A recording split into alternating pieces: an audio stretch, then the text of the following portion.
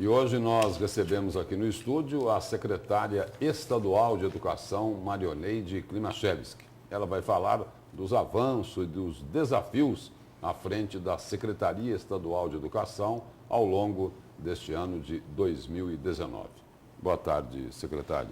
Boa tarde, Lúcio Soares. Boa Secretária, tarde, Nayara. Boa tarde. Antes dos desafios, antes dos avanços, o que é que a senhora gostaria de ter feito e não pôde fazer esse ano?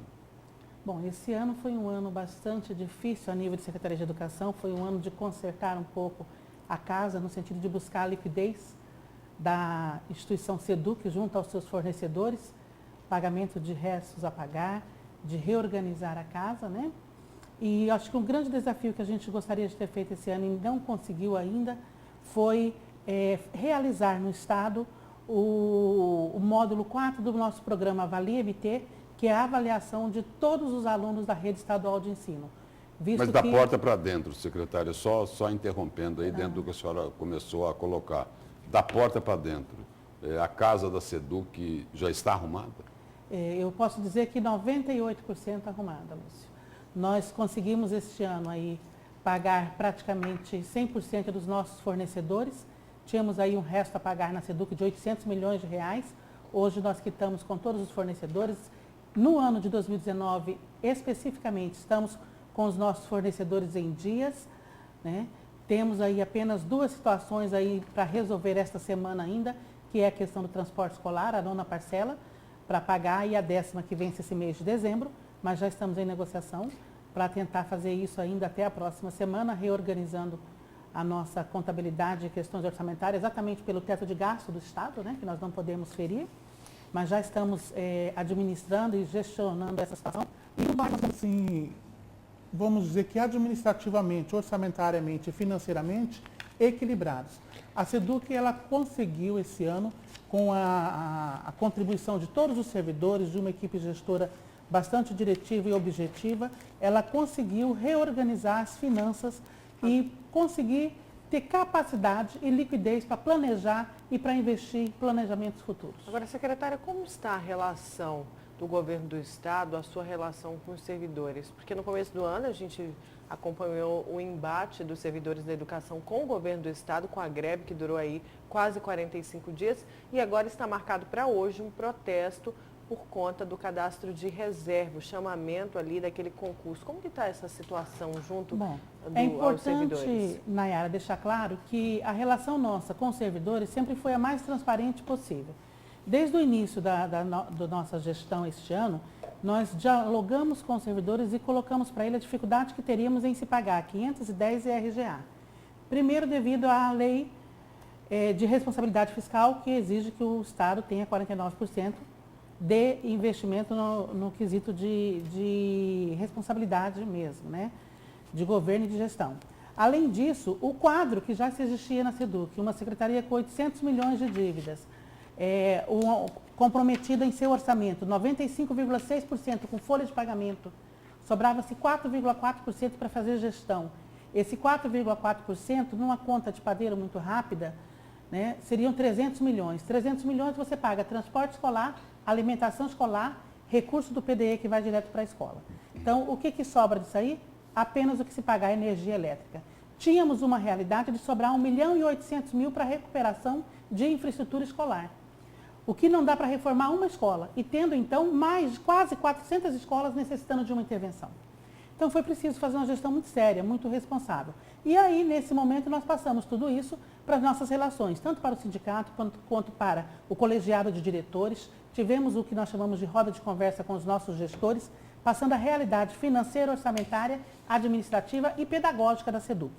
Então, este ano foi um ano que, mesmo com a greve, nós tivemos alguns avanços na educação, né? E principalmente na área pedagógica.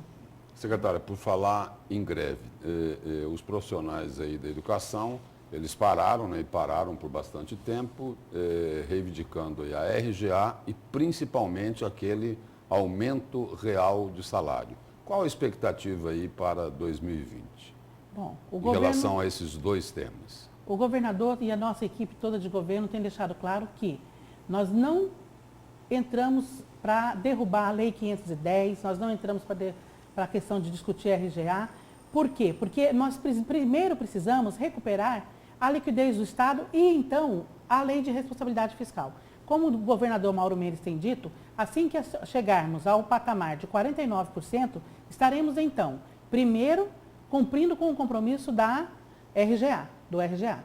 Logo depois, então, discutir a 510. É importante salientar que todos os esforços da equipe do governo têm sido feitos.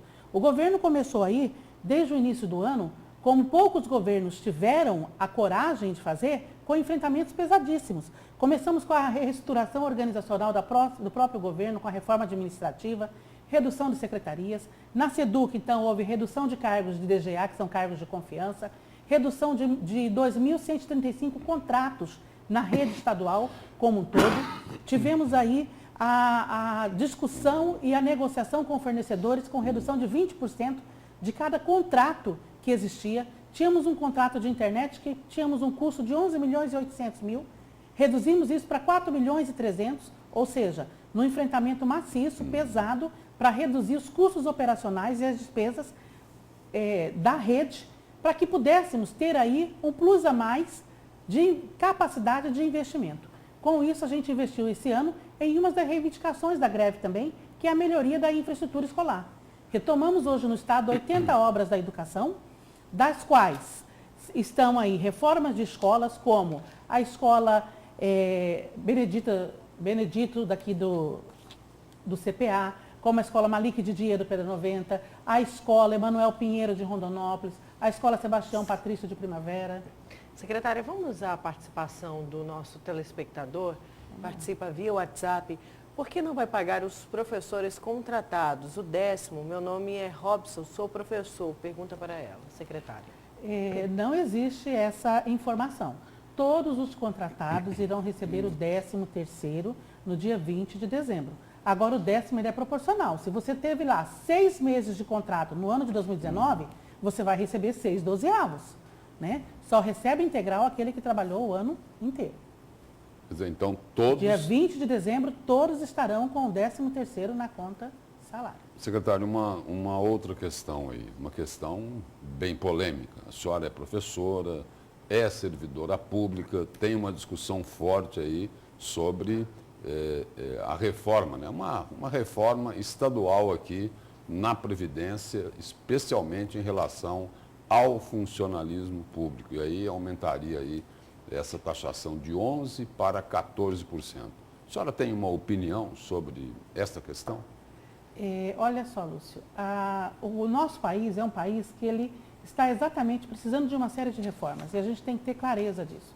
É reforma tributária que precisa ter, é reforma política que precisa ter, é reforma da Previdência. O que eu acredito que precisa ser feito é ser discutido coletivamente, e para isso essa reforma está na Assembleia, lá é o palco dessa discussão coletiva da sociedade, do legislativo, né? Do Poder Legislativo, do Poder Executivo, para que possa se chegar ao entendimento de qual é o percentual adequado. É importante dizer que a nível de Estado, realmente, né, houveram-se inúmeros e inúmeros, como vários telespectadores já falam, problemas com relação à Previdência no país. E nós sabemos disso, né, vivenciamos isso. Durante anos e anos, a corrupção e etc. e tal acabou contribuindo também para esse grande déficit da Previdência. Mas, além disso, existe também uma outra questão que tem afetado diretamente as pastas do Executivo. Vou dar um exemplo simples na Secretaria de Educação. A Secretaria de Educação hoje ela tem um rateio de 600 milhões por ano que ela tem que honrar para conseguir pagar os seus aposentados em dia.